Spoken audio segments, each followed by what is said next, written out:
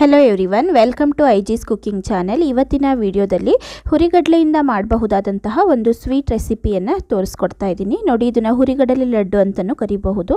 ತುಂಬಾ ಚೆನ್ನಾಗಿ ಬಂದಿತ್ತು. ಖಂಡಿತ ಮಕ್ಕಳು ಸಹ ಇಷ್ಟಪಟ್ಟು ತಿಂತಾರೆ. ಈ ರೀತಿ ಒಂದು ಸ್ವೀಟ್ ರೆಸಿಪಿಯನ್ನು ಈಸಿಯಾಗಿ ಯಾವ ರೀತಿಯಾಗಿ ಮಾಡ್ಕೊಳ್ಬಹುದು ಅಂತ ಇವತ್ತಿನ ವಿಡಿಯೋದಲ್ಲಿ ನೋಡೋಣ ಬನ್ನಿ.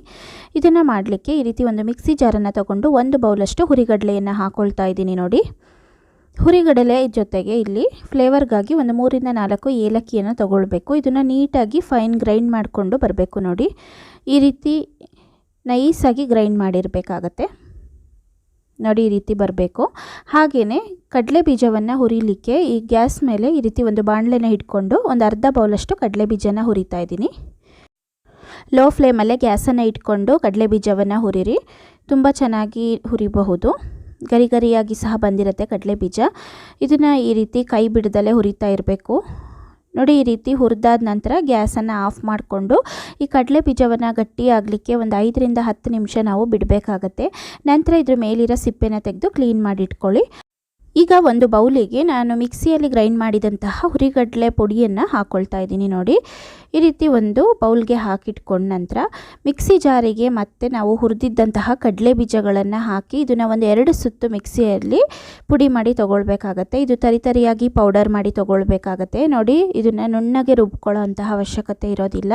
ಕುಟ್ಟಿ ಪುಡಿ ಮಾಡಿ ಬೇಕಾದರೂ ತೊಗೊಳ್ಬಹುದು. ತಿನ್ನುವಾಗ ಚೆನ್ನಾಗಿರುತ್ತೆ ಅನ್ನೋ ಕಾರಣಕ್ಕಷ್ಟೇ ಈ ರೀತಿ ತರಿಯಾಗಿ ಮಾಡಿ ತೊಗೊಳ್ಬೇಕು. ನೋಡಿ, ಈಗ ಹುರಿಗಡಲೆ ಪೌಡ್ರ್ ಒಳಗಡೆ ಈ ಒಂದು ಕಡಲೆ ಬೀಜದ ಪುಡಿಯನ್ನು ಸಹ ನಾನು ಹಾಕ್ಕೊಂಡಿದ್ದೀನಿ. ಹಾಗೆಯೇ ಕೊಬ್ಬರಿಯನ್ನು ಈ ರೀತಿ ಚಿಕ್ಕದಾಗಿ ಕಟ್ ಮಾಡಿ ಹಾಕ್ಕೊಂಡಿದ್ದೀನಿ. ಕೊಬ್ಬರಿಯನ್ನು ಹುರಿದು ಬೇಕಾದರೂ ತೊಗೊಳ್ಬಹುದು, ಚೆನ್ನಾಗಿರುತ್ತೆ. ಈಗ ಗ್ಯಾಸ್ ಮೇಲೆ ಒಂದು ಬಾಣಲೆನ ಇಟ್ಕೊಂಡಿದ್ದೀನಿ. ಈಗ ಅದಕ್ಕೆ 1 ಬೌಲಷ್ಟು ಇಲ್ಲಿ ನಾನು ಬೆಲ್ಲದ ಪೌಡರನ್ನು ಹಾಕ್ಕೊಳ್ತಾ ಇದ್ದೀನಿ. ಇಲ್ಲಿ ಆರ್ಗ್ಯಾನಿಕ್ ಬೆಲ್ಲದ ಪುಡಿಯನ್ನು ಉಪಯೋಗಿಸ್ಕೊಳ್ತಾ ಇದ್ದೀನಿ. ಯಾವ ಬೆಲ್ಲ ಬೇಕಾದರೂ ಕುಟ್ಟಿ ಪುಡಿ ಮಾಡಿ ಹಾಕ್ಕೊಳ್ಳಿ. ಹಾಗೆಯೇ ಅದೇ ಒಂದು ಬೌಲಲ್ಲಿ ಒಂದು ಅರ್ಧ ಬೌಲಷ್ಟು ನೀರನ್ನು ಹಾಕ್ಕೊಂಡಿದ್ದೀನಿ.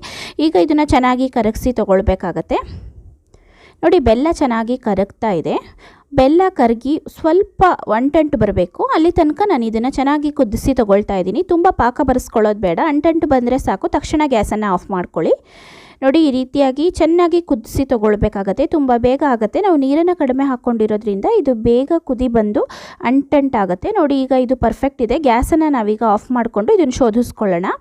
ನಂತರ ನೋಡಿ, ಇದನ್ನು ಮಿಕ್ಸ್ ಮಾಡ್ಕೊಳ್ತಾ ಇದ್ದೀನಿ. ಇಲ್ಲಿ ಹಾಕ್ಕೊಂಡಿರುವಂತಹ ಹುರಿಗಡಲೆ ಪೌಡರು, ಹಾಗೆಯೇ ಕಡಲೆ ಬೀಜದ ಪೌಡರ್ ಆಗಿರ್ಬೋದು, ಹಾಗೆಯೇ ಕೊಬ್ಬರಿ, ಇದೆಲ್ಲದರ ಜೊತೆಗೆ ಈಗ ಇಟ್ಕೊಂಡಿದ್ದಂತಹ ಬೆಲ್ಲವನ್ನು ಏನಿದೆ ಅದನ್ನು ಶೋಧಿಸ್ಕೊಂಡು ಹಾಕ್ಕೊಂಡಿದ್ದೀನಿ.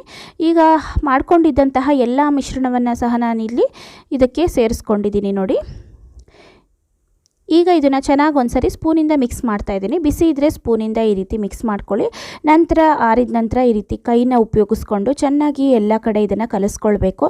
ಈಗ ಇದನ್ನು ಉಂಡೆಗಳಾಗಿ ನಾವು ಮಾಡ್ಕೊಳ್ತಾ ಹೋಗ್ಬೋದು. ತುಂಬಾ ಚೆನ್ನಾಗಿ ಬರುತ್ತೆ. ಹಾಗೆ ಕಡಿಮೆ ಇಂಗ್ರೀಡಿಯೆಂಟ್ಸ್ಗಳಿಂದ ಮಾಡೋ ಅಂಥದ್ದು. ಇದರೊಟ್ಟಿಗೆ ಬೇಕಿದ್ರೆ ನಾವು ಎಳ್ಳನ್ನು ಸೇರಿಸ್ಕೊಳ್ಬೋದು. ಹಾಗೆ ಡ್ರೈ ಫ್ರೂಟ್ಸ್ಗಳನ್ನ ಸಹ ಹುರಿದು ಸೇರಿಸ್ಕೊಳ್ಬೋದು. ತುಂಬಾ ಚೆನ್ನಾಗಿರುತ್ತೆ. ಈಗ ಇದನ್ನು ನಾವು ಉಂಡೆಗಳಾಗಿ ಮಾಡ್ಕೊಳ್ತಾ ಹೋಗೋಣ. ತುಂಬ ಈಸಿಯಾಗಿ ಮಾಡ್ಕೊಳ್ಬಹುದು. ಹೊರಗಡೆಯಿಂದ ಮಕ್ಕಳಿಗೆ ತಿಂಡಿಯನ್ನು ತಂದು ತಿನ್ನಿಸೋಕ್ಕಿಂತ ಈ ರೀತಿ ಒಂದು 5 ರಿಂದ 10 ನಿಮಿಷದ ಟೈಮ್ ಇದ್ದರೆ ಮನೆಯಲ್ಲಿ ಈ ರೀತಿ ಒಂದು ಲಡ್ಡುನ ಪ್ರಿಪೇರ್ ಮಾಡ್ಕೊಳ್ಳಿ. ಹುರಿಗಡಲೆಯಿಂದ ಮಾಡುವಂಥದ್ದು ತುಂಬ ಈಸಿಯಾಗಿ ಮಾಡ್ಕೊಳ್ಬಹುದು. ಖಂಡಿತವಾಗ್ಲೂ ಸಹ ಎಲ್ಲರೂ ಇಷ್ಟಪಟ್ಟು ತಿಂತಾರೆ. ಹಾಗೆ ಬೆಲ್ಲವನ್ನು ಯೂಸ್ ಮಾಡಿಕೊಂಡು ಮಾಡಿರೋ ಅಂಥದ್ದು. ದೊಡ್ಡವರು ಸಹ ಹೆಲ್ದಿಯಾಗಿರ್ಬೋದು. ಈ ರೀತಿಯ ಸ್ವೀಟನ್ನು ಮನೆಯಲ್ಲೇ ಮಾಡ್ಕೊಂಡು ತಿಂದರೆ ಖಂಡಿತವಾಗ್ಲೂ ಟ್ರೈ ಮಾಡಿ ಹೇಗೆ ಬಂತು ಅಂತ ನನಗೆ ಕಾಮೆಂಟ್ ಬಾಕ್ಸಲ್ಲಿ ತಿಳಿಸೋದನ್ನು ಮರಿಬೇಡಿ. ಹಾಗೆ ಫ್ರೆಂಡ್ಸ್, ವಿಡಿಯೋಗಳೆಲ್ಲ ಇಷ್ಟ ಆಗ್ತಿದ್ರೆ ನಿಮಗೆ ದಯವಿಟ್ಟು ಚಾನಲನ್ನು ಸಬ್ಸ್ಕ್ರೈಬ್ ಮಾಡಿಕೊಂಡು ಹಾಗೆ ಪಕ್ಕದಲ್ಲೇ ಇರೋ ಬೆಲ್ ಐಕಾನ್ನ ಕ್ಲಿಕ್ ಮಾಡ್ಕೊಳ್ಳಿ.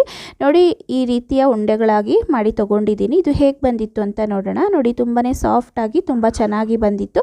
ಈ ರೀತಿಯ ಸ್ವೀಟ್ನ ಟ್ರೈ ಮಾಡ್ಕೊಳ್ಳೋದನ್ನು ಖಂಡಿತ ಮರಿಬೇಡಿ. ಯಾಕಂದರೆ 5 ರಿಂದ 10 ನಿಮಿಷದಲ್ಲಿ ಪ್ರಿಪೇರ್ ಮಾಡ್ಬೋದು. ವಿಡಿಯೋ ಇಷ್ಟ ಆಗಿದ್ದರೆ ವಿಡಿಯೋವನ್ನು ಲೈಕ್ ಮಾಡಿ, ಚಾನಲನ್ನು ಸಬ್ಸ್ಕ್ರೈಬ್ ಮಾಡಿ. Thank you.